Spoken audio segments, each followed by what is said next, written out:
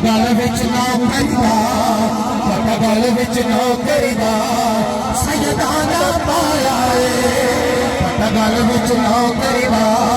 पटगल विच नौकरी दा पटगल विच नौकरी दा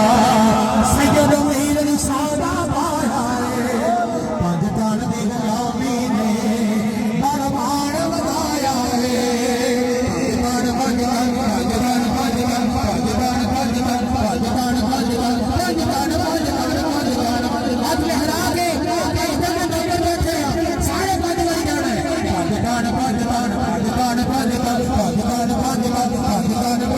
Bye.